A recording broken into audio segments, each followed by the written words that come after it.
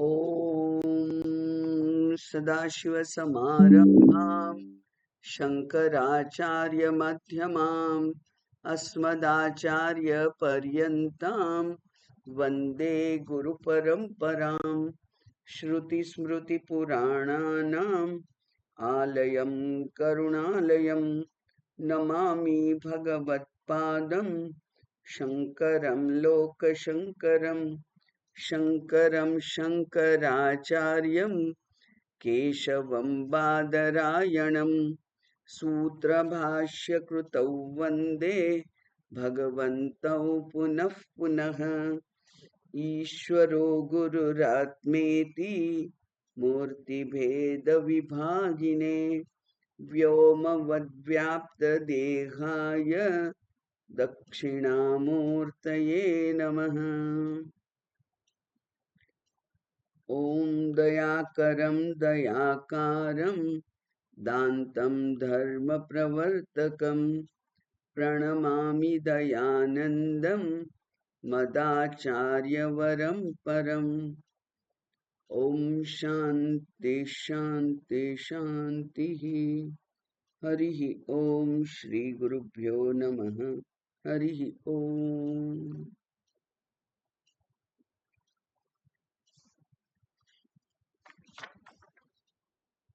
ગજેન્દ્ર પ્રાર્થના કરે છે અને હવે એક ભક્તની પ્રાર્થના અહીંયા લાગે છે.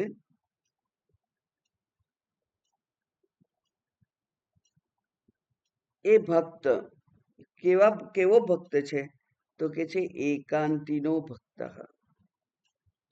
જે માત્ર પરમાત્મા ઉપર જ હવે પોતાના શ્રેયનું આધાર રાખીને બેઠો છે.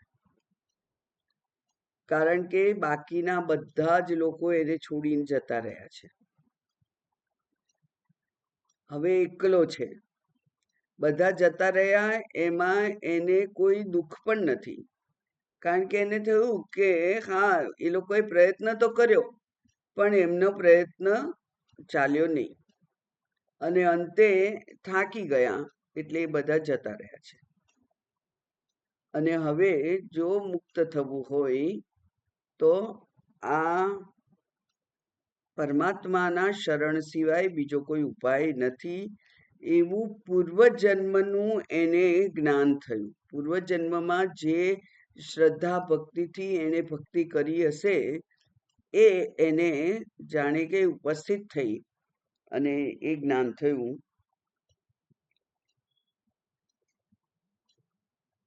ત્યાં કહ્યું કે ભગવાનને જે પ્રપન્ન છે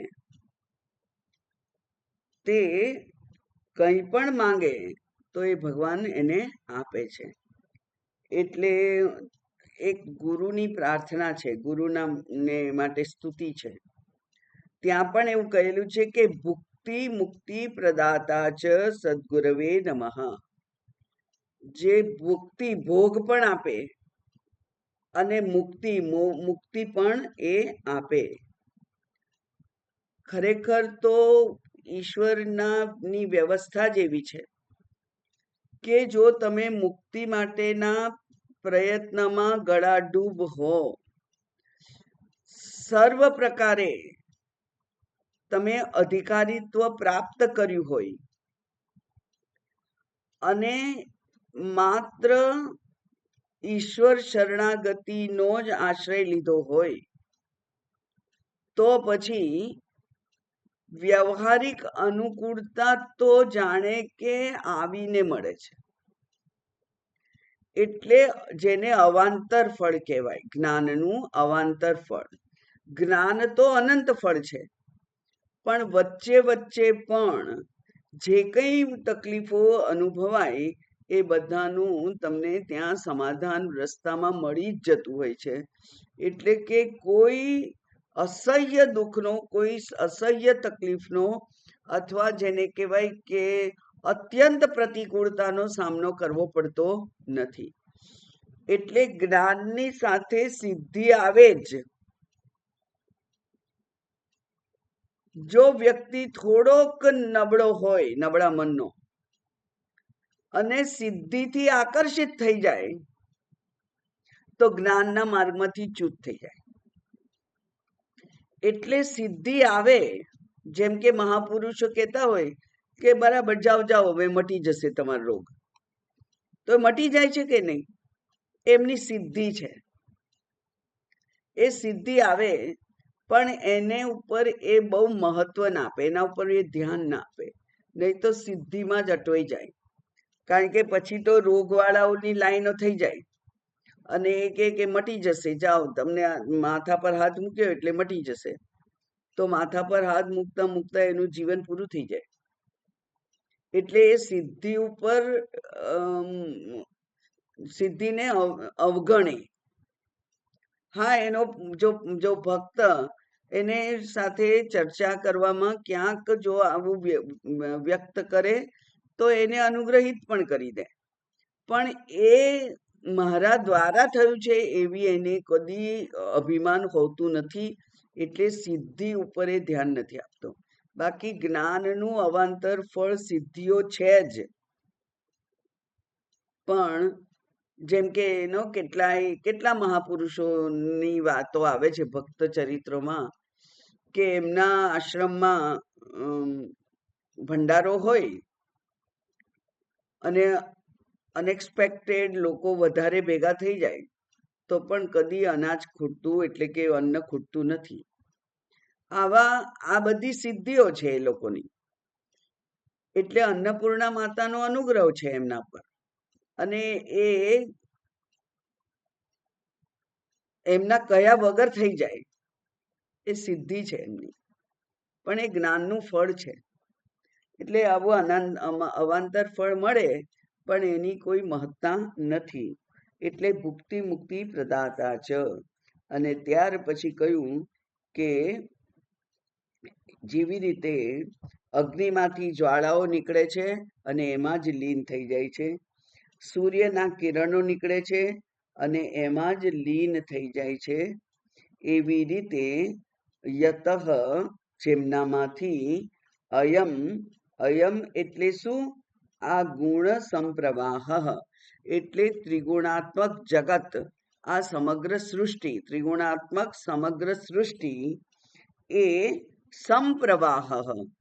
હવે પ્રવાહનું નામ જ એવું છે કે જે સતત વયા કરે. અને અહીંયા પણ સંપ્રવાહ કહ્યું એટલે સારી રીતે વહ્યા કરે, એટલે એમાં કોઈ અવરોધ આવતો જ નથી. એટલે કે આ જગતનું તંત્ર ચાલ્યા જ કરે છે, ચાલ્યા જ કરે છે, ચાલ્યા જ કરે છે, એનો કોઈ અંત આવતો નથી. ત્યાં આગળ કહેલું કે એ કેવી રીતે? તો કે છે સ્વરોચિષ, આપ જે સ્વયં પ્રકાશ છો એમનાથી આ જે શરીરો, ઇન્દ્રિયો, મન, બુદ્ધિ વગેરે જે ઉત્પન્ન થાય છે, ત્રિગુણાત્મક જગત જે ઉત્પન્ન થાય છે એ અસકૃત. અસકૃતનો અર્થ અહીંયા લખવાનો રહી ગયો છે. અસકૃત એટલે એક વખત અને અસકૃત એટલે વારંવાર. એટલે પૃથ્વીનો ઉત્પત્તિ થાય છે અને કોઈ વાર પ્રલય થાય છે, મહાપ્રલય પણ થાય છે, ફરી પાછી સૃષ્ટિ ઉત્પન્ન થાય છે, ફરી પ્રલય થાય છે. એટલે અસકૃત એટલે વારંવાર, અને વારંવાર થાય એટલા જ માટે એ જે પ્રવાહ કયો એને સંપ્રવાહ કયો. કે એક વખત પ્રલય થઈ જાય પછી પાછી પૃથ્વી ઉત્પન્ન જ ના થાય એવું બનતું નથી, પ્રવાહ ચાલુ જ રહે છે. એટલે પાછી ભગવાન પાછી એ સૃષ્ટિને ઉત્પન્ન કરે છે, પાછો પ્રલય થઈ જાય છે, પાછી ઉત્પન્ન કરે છે, પાછો પ્રલય થઈ જાય છે. એવું જે વારંવાર થાય છે એવા જે છે તે.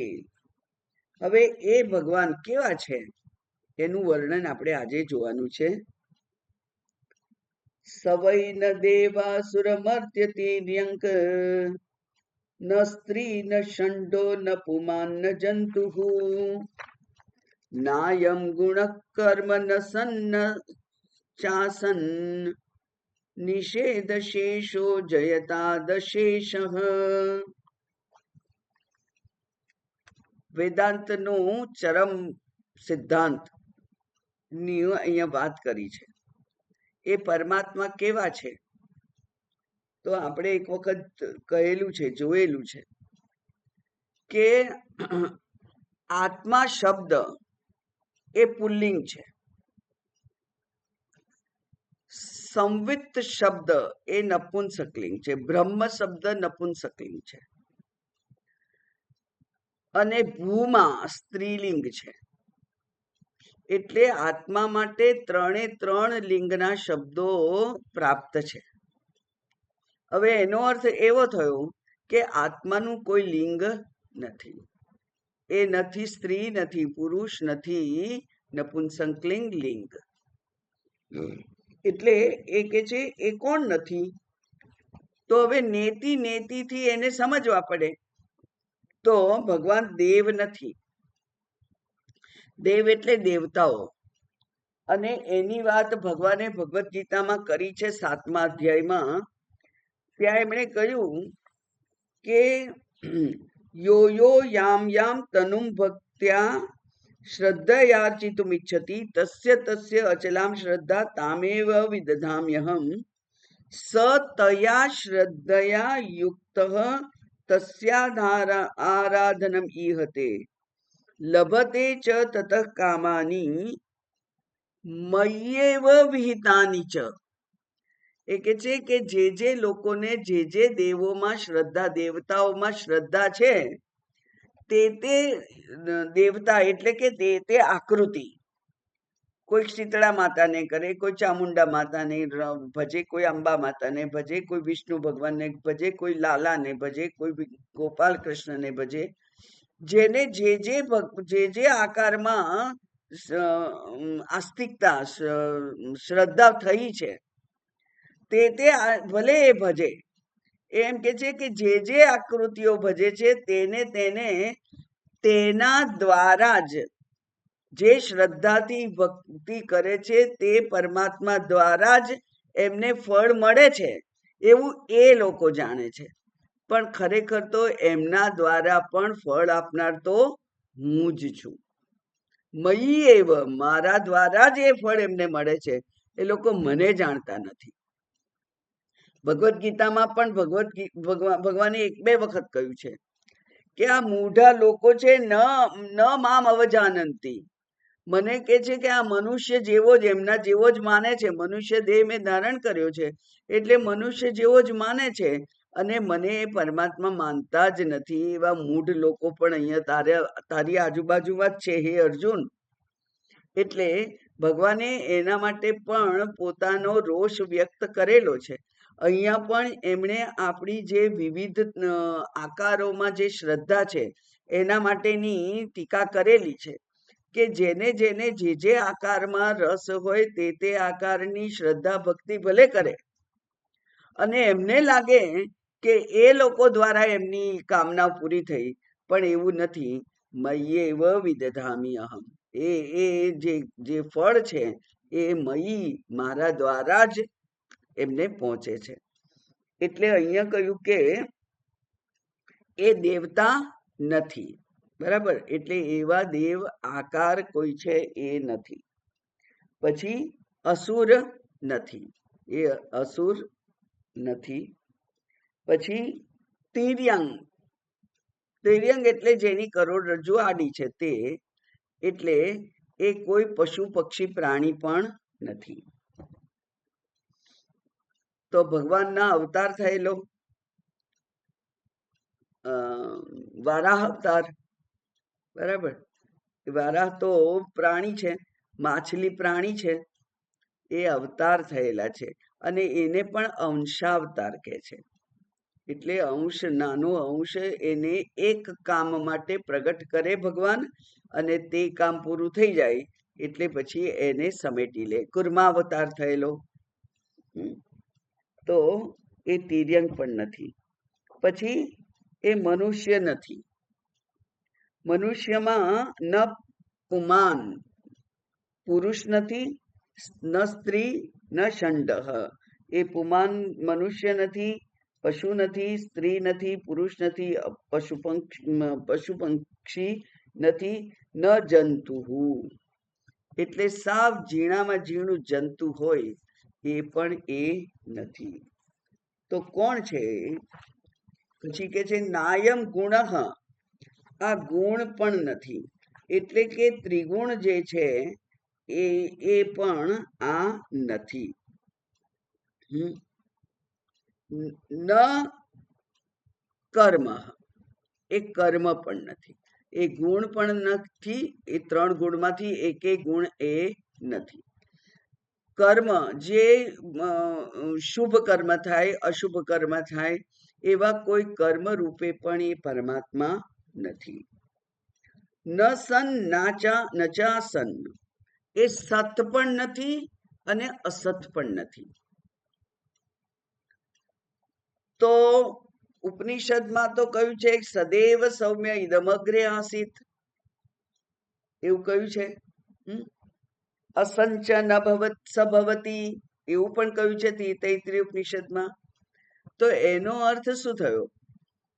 તો સતનો અર્થ જે વ્યક્ત છે તે, સતનો અર્થ જે અવ્યક્ત છે તે, અને અસતનો અર્થ જે વ્યક્ત છે તે. વ્યક્ત છે એને કાર્ય કહેવાય, અને અસક્ત છે, અવ્યક્ત છે એને કારણ કહેવાય.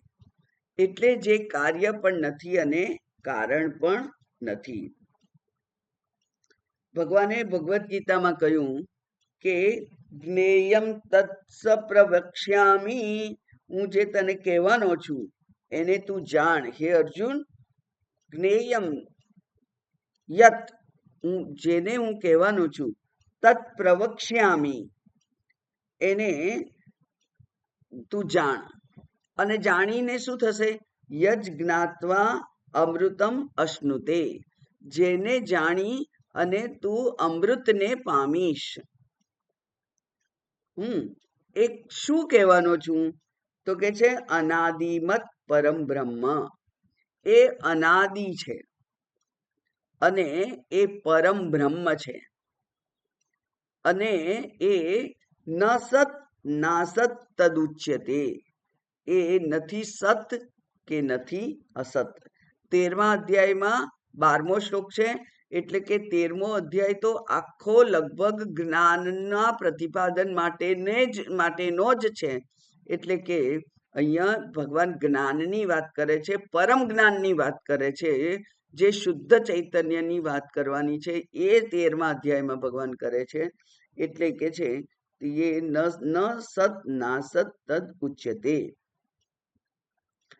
અહીંયા આ બધાનો નિષેધ કર્યો. સત એટલે જે કારણ છે તે, અને અસત એટલે કાર્ય છે. અસત, સત કારણ છે, અસત કાર્ય છે. અસત દેખાય છે, કારણ દેખાતું નથી, સત દેખાતું નથી. પણ સત વગર અસતનું અસ્તિત્વ હોઈ જ ના શકે. અને અહીંયા અસતનો અર્થ આપણે સમજવાનો છે મિથ્યા. એટલે સર્પના દર્શન રજ્જુના અભાવમાં થઈ જ ના શકે. રજ્જુ તો જોઈએ જ. જ્યાં કોઈક એક અધિષ્ઠાન છે, તો અધિષ્ઠાન છે ત્યાં જ ભ્રમ ઉત્પન્ન થાય છે. પેલું સ્થાણું છે, એના ઉપર પેલું લટકાયેલો છે કોટ, એ જે ચાડીઓ છે, એ પેલું છે ત્યાં જ આપણને કોઈ પુરુષ ઉભેલો છે એવું એનું આપણને જાણે કે ભાસ થાય. કશું જ ના હોય તો તમને ભૂતય ના દેખાય અને પેલો પુરુષય ના દેખાય. પણ ત્યાં ભૂત દેખાય છે, કારણ કે ઝાડ ઉપરથી કંઈક ખમીસ જેવું કંઈક લટકે છે અને એ હાલે છે પવનમાં, એમ થાય છે ભૂત છે. તો અધિષ્ઠાનના અભાવમાં ભ્રાંતિ પણ ના થાય. અધિષ્ઠાન ના હોય તો ભ્રાંતિ પણ ના થાય. રજ્જુ ના હોય તો સર્પ, પાણીનો રેલો કે લાકડું કે હાર કઈ ના દેખાય. રજ્જુની હાજરી અનિવાર્ય છે. એમ અહીંયા કહ્યું કે કારણ વગર કાર્ય ના હોય. હું છું એનો અર્થ જ એવો કે મારા મા બાપ છે. મારા મા બાપ છે એનો અર્થ જ એવો કે એમના માતા પિતા છે.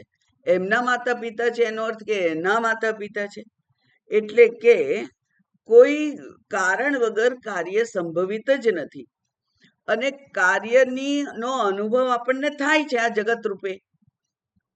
ભલે મિથ્યા છે પણ એ મિથ્યાનો અનુભવ થાય છે. જેમ કે સ્વપ્નમાં કશું નહોતું પણ સ્વપ્ન આવ્યું મને, એટલે સ્વપ્નમાં જે પદાર્થોની સાથે મારો સંપર્ક થયો તે પદાર્થો ત્યાં સ્વપ્ન જગતમાં હતા અને એ પદાર્થો દ્વારા મને સુખનો અથવા દુઃખનો અનુભવ થયો. એટલે ત્યાં કઈ ના હોવા છતાં પણ કંઈક દેખાયું. એ જ બતાવે છે કે એ એક જગત જે અત્યારે ભલે નથી એમ કે વિદ્વાનો, પણ એનો મને અનુભવ થાય છે. એનું કંઈક કારણ હોવું જોઈએ અને એ કારણરૂપ આ ચૈતન્ય પરમાત્મા જ છે. હવે હંમેશા આપણે કહીએ કે વાતચીત થઈ, તો તમે એકલા બોલો તો વાતચીત થાય કોઈ દિવસ? ના. એટલે આપણે બોલતા હોઈએ, સામે બીજું બોલનાર જોઈએ તો વાત થઈ એમ કહેવાય. એવી રીતે મેં એક ખરતો તારો જોયો, તો જોનાર હું અને જોવા વાળું પેલું જે દ્રશ્ય છે, દેખાવા વાળું દ્રશ્ય, એ બંનેની હાજરી હોય તો એક તારો ખરી ગયો. હવે નથી દેખાતો પણ એને મેં પડતો જોયો, તો જોનાર હું અને એ બંને હોવા જોઈએ. એમ જ્યારે આપણે સાક્ષી કહીએ ત્યારે સાક્ષીએ અમુક બીના બનેલી આ મહેશભાઈએ પેલા નરેશભાઈને મારેલું એવું કહેનાર કોઈ જોઈએ, એ સાક્ષી છે. હવે કોઈ બીના જ નથી બની તો તમે સાક્ષી બનો ના. એટલે સાક્ષ્યના સંદર્ભમાં સાક્ષી હોય, દ્રશ્યના સંદર્ભમાં દ્રષ્ટા હોય. અવાજ થયો એના શ્રવણ તમે કર્યું એ તમે શ્રોતા બનો. એમ કાર્ય છે તો કારણ છે, એટલે કે કાર્યની પણ ઉપાધિ છે અને કારણની પણ ઉપાધિ છે. પણ આ જે ચૈતન્ય છે જેની આપણે વાત કરીએ છીએ, અધિષ્ઠાન રૂપ ચૈતન્ય, એ ચૈતન્યની તો કાર્ય કારણ વિલક્ષણ ચૈતન્ય છે. એની કોઈ ઉપાધિ નથી. એટલા માટે તો એને આપણે નિરુપાધિક બ્રહ્મ કહીએ છીએ. એ કેવું બ્રહ્મ છે? નિરુપાધિક બ્રહ્મ છે. એની કોઈ ઉપાધિ નથી. એટલા માટે કહ્યું કે ન સત, કારણ પણ નથી ને કાર્ય પણ નથી. કારણ કે બેમાંથી એકેય ઉપાધિ ધારણ કરવાનું એ ચૈતન્ય એના માટે શક્ય નથી. ઉપાધિ તો જ ધારણ કરાય જો કંઈક કાર્ય કરવાનો હોય. કાર્ય કરવાનું ત્યારે જ બને જ્યારે શરીર હોય. શરીર ત્યારે જ કાર્ય કરે જ્યારે સૂક્ષ્મ શરીર, મન, બુદ્ધિ હોય. એને તો કઈ નથી, કોઈ વિકાર નથી. આપણે તો એક અત્યારે ગુજરાતી સાંભળીએ છીએ અને હમણાં થોડી વારમાં હિન્દી ન્યૂઝ આવે તો હિન્દી સાંભળીએ તો વિકાર થયો, ગુજરાતીનું હિન્દી થઈ ગયું, વિકાર થયો. તો એવા વિકારી પણ આ માણસ આ નથી. એટલે ચૈતન્ય જે છે, જે નિર્વિકાર છે, જે નિરુપાધિક છે, એ કેવો છે? તો એ કે છે કે નિષેધ શેષ, બધાનો તમે નિષેધ કરી શકો, કરો ત્યારે જે શેષ રહે છે એ પરમાત્મા છે. તો આ ગજેન્દ્ર કેટલી મોટી વાત કરે છે. આખું બૃહદારણ્યક ઉપનિષદ સમજાઈ દીધું, નેતિ નેતિ. અને આ સ્થૂળ નથી, સૂક્ષ્મ નથી, કારણ નથી, કાર્ય નથી, પુરુષ નથી, સ્ત્રી નથી, બાળક નથી, નપુંસક નથી, મનુષ્ય નથી, પ્રાણી નથી, જંતુ નથી, બધું નથી નથી નથી કરી અને પછી કે છે કે તો પછી એનો અભાવ હશે? તો ના, અભાવ નથી, કારણ કે નથી કહેનાર હું છું. બહુ જ મોટું એક સત્ય અહીંયા પ્રગટ થાય છે કે જે હું ના કહેનાર હું શેષ બચ્યો, એ જ એ ચૈતન્ય છે. એનો અર્થ શું થયો? કે આ સમગ્ર જગતની નું સર્જન મારામાંથી થયું છે. મય્યેવ સકલમ જાતમ મયી સર્વમ પ્રતિષ્ઠિતમ મયી સર્વમ લયમ યાતિ. એટલે સમગ્ર ચિંતનનું મધ્યબિંદુ કયું થયું? હું. અને આ હું ને તો આપણે સાવ ભિખારી બનાવી દીધો છે. મારે આ જોઈએ, મારે આ જોઈએ, મને આ જોઈએ, મારે આ જોઈએ, મારે આના વગર નહીં ચાલે, મારે આના વગર નહીં ચાલે. હવે આ તો પૂર્ણ છે, પણ અહીંયાની પૂર્ણતા ઉપર આપણી દ્રષ્ટિ જ જતી નથી. એટલે ના કહેનાર હું એ જ ચૈતન્ય છે. તો એ આ મારી આ હુંની અહંકારની ઉપાધિ વાત કરતા જે ચૈતન્ય અહીંયા પ્રતિબિંબિત થાય છે એ જ હું છું. ભલે પ્રતિબિંબિત ચૈતન્ય જડ છે, અચેતન છે, પણ એ પ્રતિબિંબ છે, એનો અર્થ કે બિંબ છે. બિંબના અસ્તિત્વ વગર પ્રતિબિંબ બની ના શકે. એટલે હું જ આ સમગ્ર સૃષ્ટિનું મધ્યબિંદુ છું. હું છું તો બધું છે. આ સૌથી મોટામાં મોટું સત્ય છે, જેણે આપણી આંખ ઉઘાડી નાખવી જોઈએ કે મને બીજા કશાની જરૂર નથી સુખી થવા માટે, આનંદ માટે બારે ક્યાંય બહાર જવાની જરૂર નથી. હું આનંદ સ્વરૂપ છું. મારે મૃત્યુથી બીવાની જરૂર નથી. હું તો સત સ્વરૂપ છું અને મારામાં અજ્ઞાન નથી. હું તો ચિત્ત પ્રકાશ સ્વરૂપ છું. તો સત ચિત આનંદ મારું સ્વરૂપ છે. અહમ પૂર્ણ, એ પૂર્ણ છું. હું જ આ સમગ્ર જગતનું મધ્યબિંદુ છું.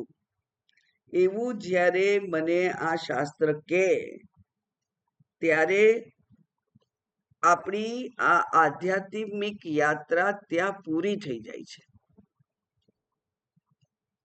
કે મને તો હું જે શોધતો હતો તે જડી ગયું,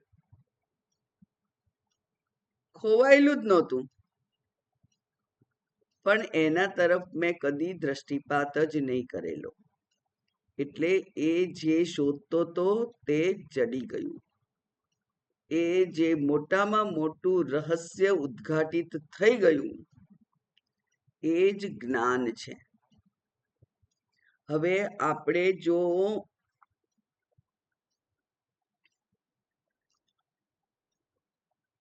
અત્યંત સચેત જાગ્રત હોઈએ તો આ ક્ષણને પકડી લઈએ અને પછી જડતા એ તો આવે અને જાય, શરીર આવે અને જાય, ઈચ્છાઓ ઊભી થાય અને એ સરી જાય. હું ચૈતન્ય છું એમાં કોઈ દાગ પડતો નથી, એમાં કોઈ ખાડો પડતો નથી, એમાં કોઈ ન્યૂનતા આવી જતી નથી. એટલે આ શરીરથી પાપ થઈ જાય તોય એને કઈ વાંધો નથી. એટલે ભગવાને 18મા અધ્યાયમાં એમ કહ્યું ને કે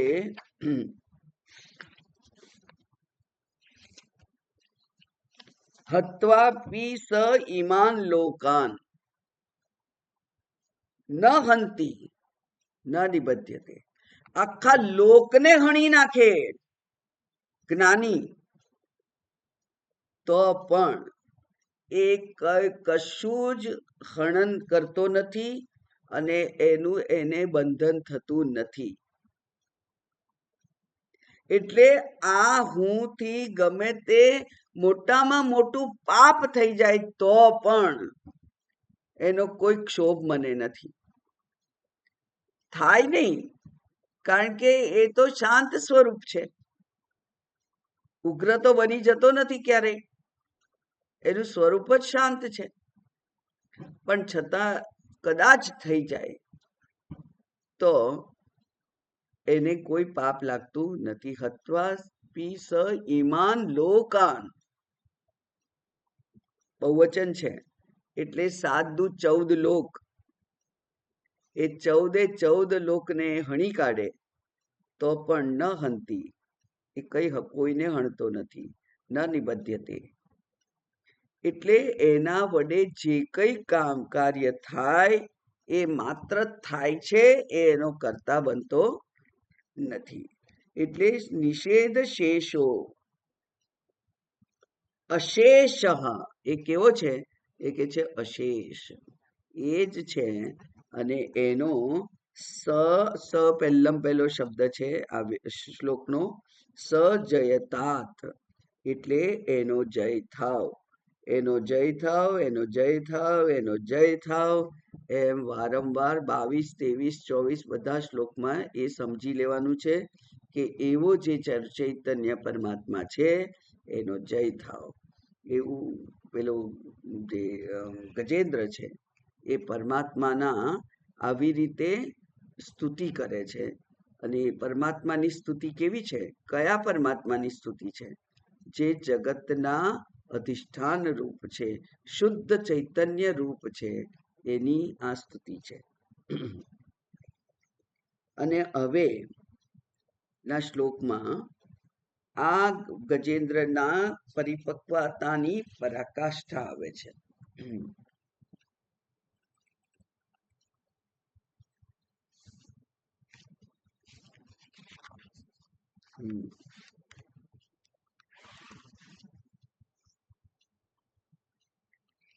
જીજીવિષેનાહમિહામુયા કિમ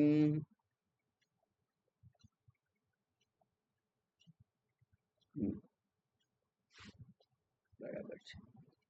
જીજીવિષેનાહમિહામુયા કિમ અંતર્બહિશ્ચાવૃતયે ભયોન્યા इच्छामि कालेन न यस्य विप्लवम् इच्छामि कालेन न यस्य विप्लवः तस्यात्मलोकावरणस्य मोक्षम् जिजीविषेणाहमिहामुया किम् अंतर्बहिश्चावृतये भयोन्या इच्छामि कालेन न यस्य विप्लवः तस्यात्मलोकावरणस्य मोक्षम्. હવે અહીંયા કે છે કે અહમ ઇહ અમુયા ન જીજીવિષે. આવા કેમ? આવા શરીરની આવા શરીર સાથે જીવવાની મને ઈચ્છા કેમ થાય? કેવું શરીર છે? ઈહ એટલે આ શરીરમાં, અમુયા એટલે આ. તો ગ્રાહના શરીરમાંથી છૂટી અને જીવવાની મને શું કામ ઈચ્છા થાય?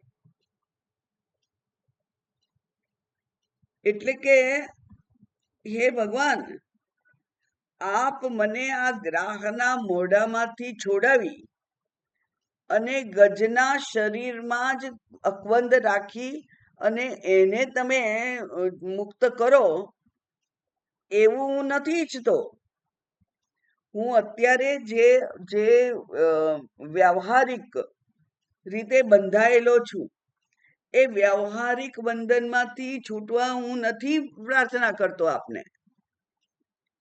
કારણ કે આમ પણ આ જે ગજનું શરીર છે એ તો કેવું છે, તો કે છે કે અંતર બહિશ્ચ આવૃત ઈભ યોન્યા. ઈભ એટલે હાથીની યોની એ તો અંતર અને બહાર બંનેથી અજ્ઞાનથી આવૃત છે. બહાર પણ હાથી કાળો છે અને અંદર પણ અજ્ઞાન રૂપી કાળાશ છે. એટલે કે છે કે અંદર અને બહારથી આ હાથીની યોની છે એ તો અજ્ઞાનથી જ આવૃત છે. એટલે એના માટે અમુયા આ અંતર બહિશ્ચ અવિવેક વ્યાપ્તા ગજ જાત્યા કેમ પ્રયોજનમ. આ ગજના શરીરથી મને શું પ્રયોજન છે, જે અંદર અને બહાર અજ્ઞાનથી વ્યાપ્ત છે, અવિવેકથી વ્યાપ્ત છે. તો પછી તો મારે શું જોઈએ છે, તો કે છે આત્મલોક. આત્મલોક એટલે લોક, આલોક એટલે પ્રકાશ, આત્મ આલોક એટલે સ્વપ્રકાશ. આ જે આત્માનો જે પ્રકાશ છે એટલે આત્મા આલોકસ્ય આત્મ પ્રકાશસ્ય, આત્માનો જે પ્રકાશ છે એનું આવરણસ્ય, એને જે આવૃત કરે છે, એના માટે મોક્ષમ ઈચ્છામી, એને માટે હું મોક્ષની ઈચ્છા કરું છું. એટલે કે આત્માલોક છે, અહીંયા આત્માલોક હોવું જોઈએ કદાચ. આત્માલોક એટલે આત્માનો આલોક, આલોક એટલે પ્રકાશ. તો આત્મ પ્રકાશ જે છે, જે ચૈતન્ય સ્વયં પ્રકાશ સ્વરૂપ ચૈતન્ય છે, એનું જે આવરણ છે, એને જે અવિવેક દ્વારા એને આવરણ થયેલું છે ને. કારણ કે હું તો પ્રકાશ સ્વરૂપ છું, જ્ઞાન સ્વરૂપ છું, અને મને લાગે છે કે મને કઈ આવડતું નથી.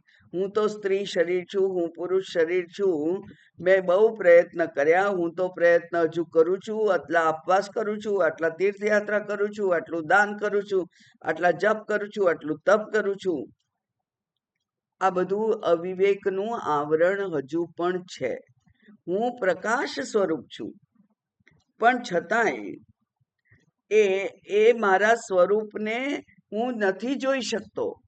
એને જે એના ઉપર જે આવરણ છે, એના ઉપર અજ્ઞાનનું આવરણ છે, એ આવરણસ્ય એનો મોક્ષ, એમાંથી મુક્તિ ઈચ્છામી, એનામાંથી હું મુક્તિ ઈચ્છું છું.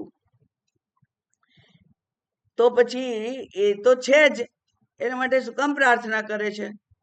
થશે તો, આવરણ હશે તો ક્યારે ને ક્યારેક તો હટશે ને.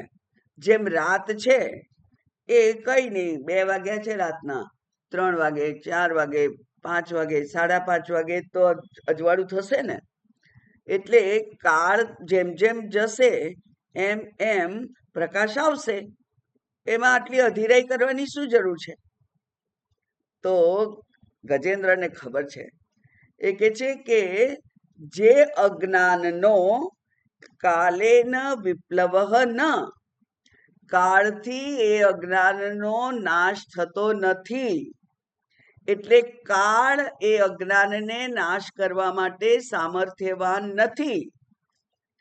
નહીં તો અનંત જન્મોથી, અનંત વર્ષોથી આ જીવ જ્યારથી ઉત્પન્ન થયો, પ્રગટ થયો, ત્યારથી સતયુગ, ત્રેતાયુગ, દ્વાપર યુગ, કલિયુગ, ત્યાં ભટકતો ભટકતો આવે છે. જો કાળથી એને જ્ઞાન મળવાનું હોત તો, એવી વ્યવસ્થા હોત તો બિચારાને જ્ઞાન અત્યાર સુધી ના મળી ગયું હોત.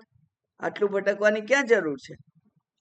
પણ કાળ એનો નાશ કરી શકતો નથી. અજ્ઞાનનો નાશ કાળ દ્વારા થાય નહીં. અજ્ઞાનનો નાશ કોઈ દેશમાં જવાથી થાય નહીં.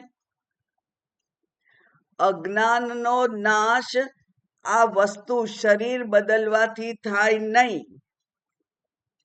એટલે દેશ, કાળ, વસ્તુથી એ જે અજ્ઞાન છે, સ્વરૂપ અજ્ઞાન, એનો નાશ થઈ શકે નહીં. અત્યાર સુધી ઘણા શરીરો બદલ્યા મેં, પણ અજ્ઞાનનો નાશ નથી થયો. તો જે કાળથી નાશ થવા માટે પ્રાપ્ત જ નથી, જેનો કાળથી નાશ થઈ શકે જ નહીં, તો શેનાથી નાશ થઈ શકે? એટલે કે છે આમ તો જ્ઞાનથી નાશ થઈ શકે, પણ પરમાત્માનો અનુગ્રહ જોઈએ ને જ્ઞાન માટે. એટલા માટે હું આપનો સ્તુતિ કરું છું કે આપના અનુગ્રહથી આ મને પ્રાપ્ત થાય. એટલે ઈશ્વર અનુગ્રહથી આપણને જ્ઞાન પ્રાપ્ત કરવા માટેના સંજોગો પ્રાપ્ત થાય. બરાબર ને? ઈશ્વર અનુગ્રહથી આ મનુષ્ય શરીર મળ્યું, ઈશ્વર અનુગ્રહથી ભારતમાં શરીર મળ્યું, ઈશ્વર અનુગ્રહથી આ આણંદમાં શરીર મળ્યું, ઈશ્વર અનુગ્રહથી એવી જગ્યાએ મારે રહેવાનું થયું અને એવા કુટુંબમાં મારે રહેવાનું થયું કે જેથી ગુરુ પાસે જ્ઞાન લેવા માટે જવા માટેની મારા માટે શક્યતા ઊભી થઈ. બધા જ ઈશ્વર અનુગ્રહ છે. પછી એ ઈશ્વર અનુગ્રહથી ગુરુ પ્રાપ્ત થયા, ગુરુથી શાસ્ત્ર પ્રાપ્ત થયું, અને ગુરુએ જે સરળ શબ્દોમાં શાસ્ત્રના કઠિન સિદ્ધાંતોને સમજાવવા માટે જે કંઈ પ્રયત્નો કર્યા, એને મારી બુદ્ધિ ગ્રહણ કરવા યોગ્ય થઈ શકી, એ પણ ઈશ્વર અનુગ્રહ છે. કારણ કે ભગવાને કહ્યું ભગવદ્ ગીતામાં કે કહેવા છતાં પણ, સાંભળવા છતાં પણ આ આવડતું નથી, એવું આ જ્ઞાન છે. તો એ તો મને પ્રાપ્ત થયો પ્રસંગ. એટલે ઈશ્વરાનુગ્રહ એવ પુંસામ અદ્વૈત વાસના. ઈશ્વરના અનુગ્રહથી જ આ જ્ઞાન પ્રાપ્ત કરવા માટેની ઈચ્છા, વાસના ઊભી થાય છે મનુષ્યમાં. તો એ બધે ઈશ્વર જ છે. એટલા માટે ઈશ્વરની પ્રસન્નતાની જરૂર છે. અહીંયા કે છે કે આ હાથીના શરીરને બચાવવાની હું પ્રાર્થના નથી કરતો ભગવાન આપને. કારણ કે હાથીના શરીરને બચાવીને શું કરું? એ તો અંદર અને બહારથી કાળાશથી ભરપૂર છે, અવિવેકથી ગ્રસ્ત છે. પણ અને જીવતો રહીને પણ શું કરું? 1000 વર્ષથી તો હું લડું છું, એના પહેલા કેટલા વર્ષ ભોગ કર્યા. તો જો કાળથી જ આ જ્ઞાન થવાનું હોત તો થઈ ગયું હોત. પણ આપની વ્યવસ્થા જ એવી છે કે કાળ જે છે એ આ જ્ઞાન પ્રાપ્ત કરાવવા માટે કોઈ અધિકારીત્વ મને આપતો નથી. એટલે 10 જન્મ કરો તમે, 10 જન્મ મનુષ્યના, એટલે તમને જ્ઞાન થઈ જશે, એવું ભગવાને ક્યાંય કહ્યું નથી. નહીં તો આપણે મનુષ્ય જન્મ મેળવવા માટે જે પુણ્ય કરવા પડે એ કર્યા કરીએ, એની પાછળ પડી જઈએ. હા, મનુષ્ય જ શરીર મળે, મનુષ્ય જ શરીર મળે, મનુષ્ય જ શરીર મળે. માત્ર પુણ્યથી મળતું હોય તો ભગવાન આપી દે, એટલે મળી ગયું હોત. પણ એવું નથી થતું. ભગવાને તો પેલા સાધુને શું સંદેશો મોકલાયો કે આ ઝાડ ઉપર જેટલા પાંદડા છે એટલા જન્મ પછી અને એટલા મનુષ્ય જન્મ પછી તને જ્ઞાન પ્રાપ્ત થશે. એટલે ત્યાં પેલો ખુશ એટલા માટે થયો કે મારા માટે એક અવધિ ઊભી થઈ ગઈ. કઈ નહીં, આ પાંદડા 50,000 છે તો 50,000 જન્મ પછી તો મને જ્ઞાન થઈ જશે ને, ભગવાનનો શબ્દ છે. એટલે એ કૂદકા મારવા માંડ્યો. ભગવાને એવી અવધિ કોઈને આપી નથી.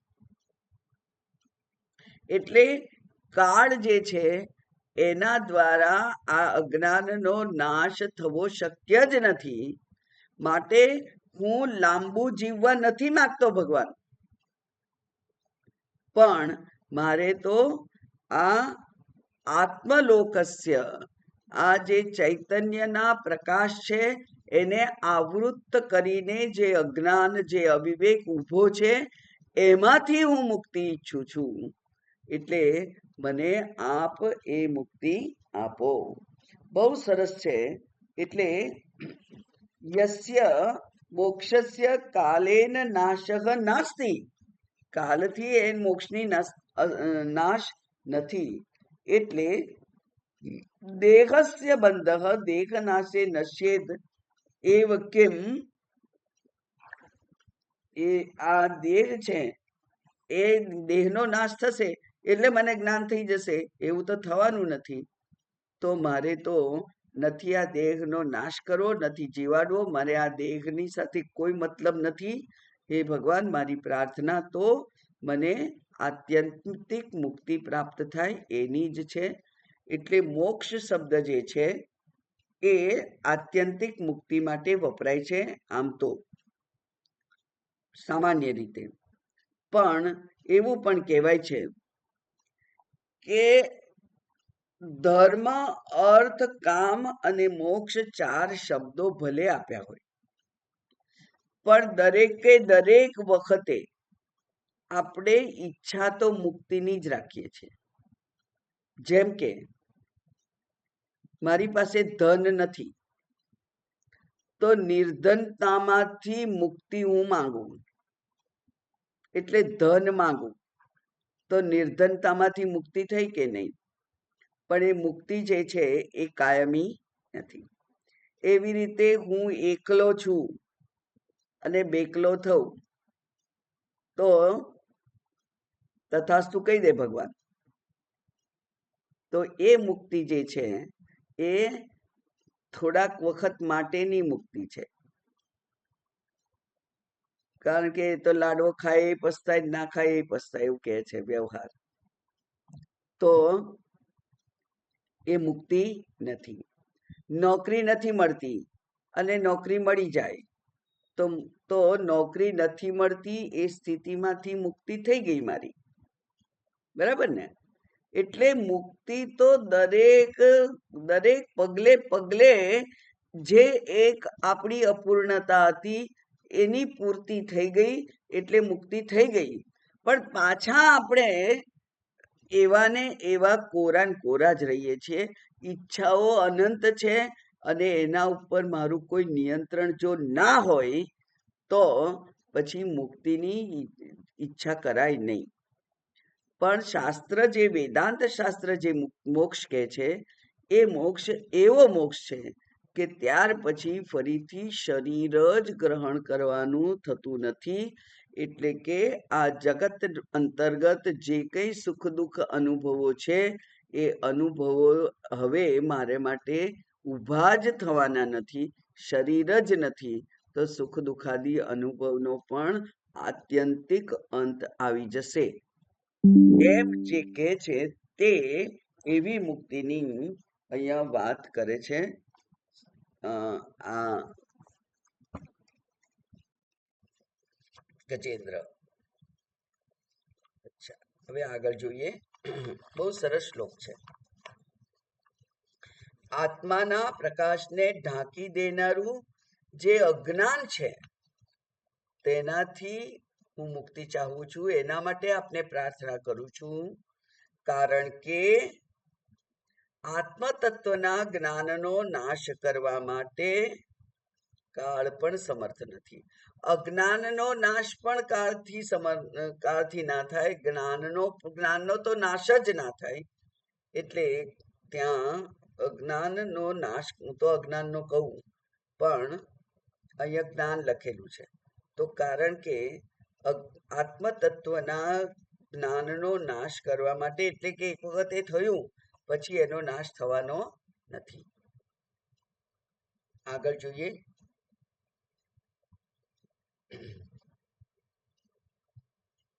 સોહમ વિશ્વસૃજમ વિશ્વમ અવિશ્વમ વિશ્વવેદસમ વિશ્વાત્માનમજં બ્રહ્મ પ્રણતોસ્મિ પરમ પદમ. સોહમ વિશ્વસૃજમ વિશ્વમ અવિશ્વમ વિશ્વવેદસમ વિશ્વાત્માનમજં બ્રહ્મ પ્રણતોસ્મિ પરમ પદમ. સહ અહમ પ્રણતોસ્મિ, એને હું પ્રણામ કરું છું. સહ એટલે કોણ છે? જે ઉપર કહ્યું કે આપને હું નમસ્કાર કરું છું, એવા આપ છે એને હું બ્રહ્મ જે છે. સહ અહમ બ્રહ્મ પ્રણતોસ્મિ. કયું બ્રહ્મ છે? પરમ પદમ. જેનાથી વિશેષ, જેનાથી ઉત્કૃષ્ટ બીજું કઈ જ નથી, એવું જે પરમ બ્રહ્મ છે એને હું પ્રણતોસ્મિ, એને હું પ્રણામ કરું છું. એ વિશ્વ એ કેવું છે? એ તત્વ કેવું છે? પરમ બ્રહ્મ કેવો છે? તો કે છે વિશ્વસૃજમ. વિશ્વનું જેણે સર્જન કર્યું છે તે. વિશ્વસૃજમ, વિશ્વનું સર્જન કર્યું છે. વિશ્વનું સર્જન કર્યું છે એ તો કર્તા બન્યો, એટલે ઈશ્વર બન્યો. અને એ તો પરમ બ્રહ્મની ને નમસ્કાર કરે છે. તો સમજવાનું છે કે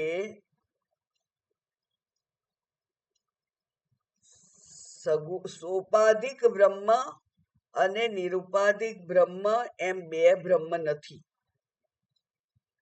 સગુણ બ્રહ્મ અને નિર્ગુણ બ્રહ્મ એમ બે બ્રહ્મ નથી. બરાબર? બ્રહ્મ એક જ છે. એકમેવ અદ્વિતીયમ બ્રહ્મ. એટલે મારા અધિકારીત્વ પ્રમાણે, મારી બુદ્ધિની ક્ષમતા પ્રમાણે મારા મનમાં એ બ્રહ્મ વિશેનો એક ખ્યાલ જે ઉત્પન્ન થાય એને હું ભજી શકું. એટલે જ્યારે હું જગતને સત્યતા આપું ત્યારે એ જગતનો જે કર્તા છે, એ કર્તાના જે સામર્થ્ય છે એ મને આશ્ચર્યચકિત કરી મૂકે. હે ને? જગતને આપણે સત્યતા, જેમ કે કોઈક અત્યંત જેને કહેવાય કે કોમ્પ્લેક્સ એવો રોગ થયો હોય, બરાબર? બધું જ બગડેલું હોય, ઘણું બધું. અને કોઈક એક ડાક્ટર કે ડાક્ટરની ટીમ, ફિઝિશિયન, સર્જન ભેગા થઈ એ રોગને મટાડી શકે તો આપણને આશ્ચર્ય થાય એના માટે કે આ બધું જ અંદર અંદર અંદર અંદર એકબીજા સાથે સંકળાયેલું, એમ બધું જ બગડેલું હતું. અને એ બધાને આ લોકો સુધારી શક્યા અને વ્યક્તિ હવે બિલકુલ નિરોગી થઈ ગયો. તો એ આશ્ચર્ય છે. એમ આ જે જગત, જે કોમ્પ્લેક્સ જગત છે, તમે ખાલી કર્મના સિદ્ધાંતને જ થોડોક મનમાં એનાલાઇઝ કરો તો ખબર પડે કે મારા જ પાપ પુણ્ય ભોગવવા માટે મને આ શરીર મળ્યું, અને પાપ પુણ્ય એટલે સુખ દુઃખ. હવે એ જે ભોગવવાના છે એવા ને એવા જ પાપ પુણ્ય ભોગવવાના જેને છે, એવા 4 કે 5 લોકોનું એક કુટુંબ બનાવ્યું ભગવાને. કારણ કે એક કુટુંબમાં હોય એમણે સરખા જ પાપ પુણ્ય સુખ દુઃખ ભોગવવાના હોય કે નહીં? બરાબર. તમારા કુટુંબમાં જે સુખદ પ્રસંગ થાય એનું સુખ તમારા કુટુંબને જ થાય ને, બાકીના બાજુવાળાને થાય એટલો આનંદ ના થાય. એ સમાન આનંદ જેને સહન કરવાનો, જેને ભોગવવાનો છે, એ સમાન દુઃખ જેને સહન કરવાનું છે, એ જ કુટુંબ રૂપે ભેગા થાય. તો આ અનંત જીવો જે છે એ અનંત જીવોમાંથી એ 4 કે 5 ને એ ભગવાને એક ગ્રુપ બનાવ્યું અને એક જગ્યાએ મૂક્યા, એ પણ થોડો વખત માટે. અને પાછી પેલી દીકરી એને પરણાઈ અને એ એવા કુટુંબમાં ગઈ કે જ્યાં એને દુઃખ છે. તો આ સુખમાંથી એનું ત્યાંથી રિટાયર્ડ થઈ નીકળી ગઈ અને કોઈ દુઃખનું હતું ત્યાં ગઈ. અથવા તમારા ઘરમાં સુખ હતું એના કરતા અનેક ગણું સુખ છે ત્યાં એ ગઈ, તો તમારાથી એ જુદી થઈ ગઈ, પછી એનું જુદું થઈ ગયું કુટુંબ. આવા બધા જે પરમ્યુટેશન કોમ્બિનેશન કરવાના ભગવાને એ કેવી રીતે કર્યા હશે? આવું જ્યારે આપણે માત્ર થોડુંક ઘણી વિચાર કરીએ તોય ખબર પડે કે એ ભગવાનની જે વ્યવસ્થા ગોઠવાયેલી છે એ કેટલી બધી એક્યુરેટ છે. તો વિશ્વ સૃજમ, આ વિશ્વનું જે સર્જન કરનાર છે એ સર્જન કરનારને મારા પ્રણામ. તો સર્જન કરનારને પ્રણામ કરવા પડે. એ કયું વિશ્વ છે? કારણ કે આગળ કહ્યું છે પરમપદમ અને અહીંયા કહ્યું છે વિશ્વ સૃજમ. એટલે પરમપદમ એ નિર્ગુણ બ્રહ્મ, નિરુપાધિક બ્રહ્મ, અને અહીંયા વિશ્વ સૃજમ એ સોપાધિક બ્રહ્મ. પછી વિશ્વમ.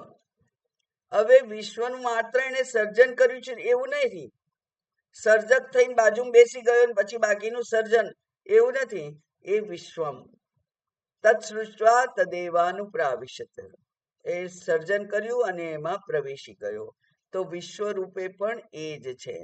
એટલે કે પવન તું, પાણી તું, ભૂમિ તું, ભૂધરા, વૃક્ષ થઈ ફૂલી રહ્યો આકાશે, એવા બરાબર એ જ બધા જ રૂપે એ જ છે. સર્વમ ખલુઇદમ બ્રહ્મ, એવો વિશ્વમ. પછી કે છે અવિશ્વમ. તો અવિશ્વમ એટલે કે છે કે જે આ વિશ્વને પોતાના રમકડા માની અને ક્રીડા કરે છે, એવો અવિશ્વ. તો ત્યાં અવિશ્વમ જે છે એના માટે કહ્યું કે વિશ્વથી જે ભિન્ન છે, વિશ્વ રૂપને અને વિશ્વથી ભિન્ન છે. વિશ્વ વ્યતિરિક્તમ ચ, અચ્છા, વિશ્વથી એ વ્યતિરિક્ત પણ છે, એ જુદો પણ છે. એક વિશ્વ રૂપે પણ છે, વિશ્વથી જુદો પણ છે. જેના માટે કોઈ એક વિશેષણ ના કાયમ વાપરી શકાય ને, એ જ પરમાત્મા છે. એ જ કેવો છે? અવિશેષ છે. એને કોઈ એક કારણમાં કે કોઈ એક વિશેષણમાં બાંધી ના શકાય. એટલે વિશ્વમ વિશ્વ વ્યતિરિક્તમ ચ. પછી વિશ્વમ વેદ ધનમ ઉપકરણમ યસ્ય તમ.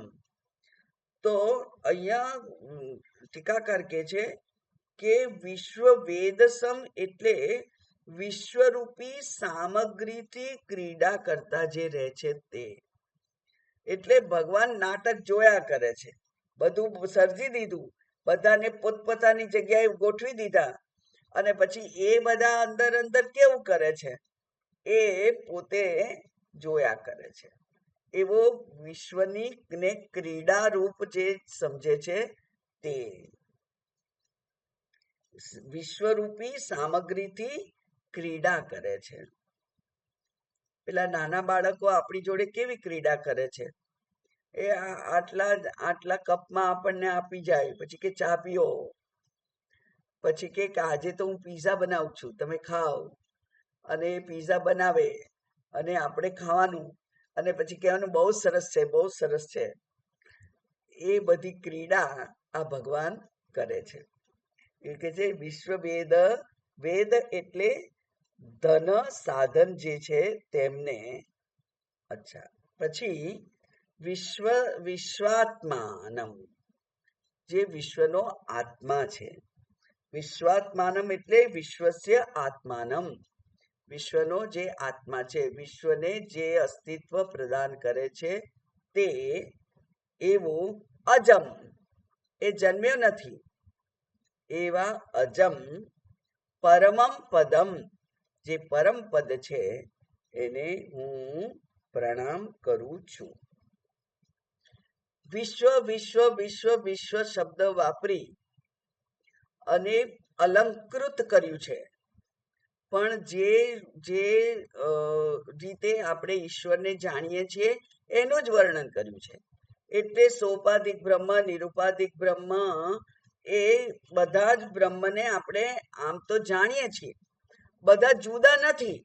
એકના એકને જુદા જુદા દ્રષ્ટિકોણથી જુદું જુદું નામ આપી અને જુદા જુદા પ્રસંગોએ આપણે એમના જુદા જુદા રૂપને પ્રણામ કરીએ છીએ, એનું નમસ્કાર કરીએ છીએ, એની પૂજન કરીએ છીએ.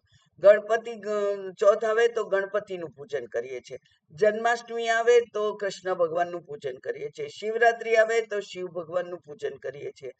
તો જુદા જુદા નામ આકારને આપણે જુદા જુદા પ્રસંગોએ પૂજા કરીએ છીએ, પણ છે તત્વ તો એકનું એક જ, એવું સમજીએ છીએ. એવી અહીંયા ગજેન્દ્રએ પોતાના એ જ્ઞાનનો અહીંયા પ્રદર્શન કર્યું કે વિશ્વરૂપ પણ તમે, વિશ્વ પણ તમે, વિશ્વના સર્જન કરનાર પણ તમે, વિશ્વ નથી એવા પણ તમે, અને વિશ્વના આત્મા પણ તમે, એવા આપને હું નમસ્કાર કરું છું. વિશેષ આવતી વખતે ઓમ પૂર્ણમદ પૂર્ણમિદમ પૂર્ણાત પૂર્ણમુદચ્યતે પૂર્ણસ્ય પૂર્ણમાદાય પૂર્ણમેવાવશિષ્યતે. ઓમ શાંતિ શાંતિ શાંતિ. હરિ ઓમ. શ્રી ગુરુભ્યો નમઃ. હરિ ઓમ.